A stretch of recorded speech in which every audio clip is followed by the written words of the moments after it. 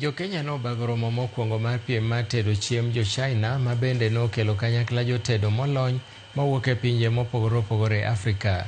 Piem no nobagi e mbalariany mar Kenya Utalii mantiere Nairobi, ma bende ne ni kod dwaro mar riwo kido kod timbe mag jo China gi pinje mag Afrika e tedo.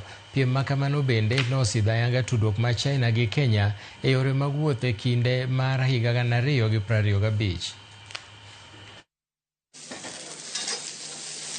Not only superb culinary skills, but also the rich and diversified culture of their countries. I believe this event will foster learning and mutual inspiration, allowing exchanges and competition in catering industry between China and Africa to glow even more brightly on African continent.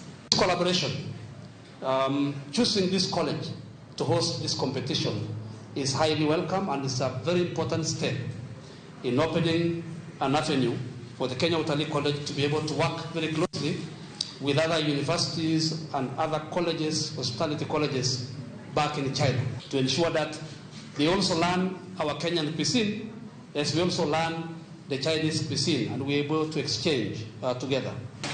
Koro kawuono watedo chiemo moa China. Wan gi Chinese participants more African countries o converge ka mondo gi ted chiemo ma traditionally Chinese food. Culture, the Chinese people ohero culture gi mana kaka wan bende wahero culture wa. To culture bedo manifested in different ways. One of the ways ma unyalo nyiso culture maru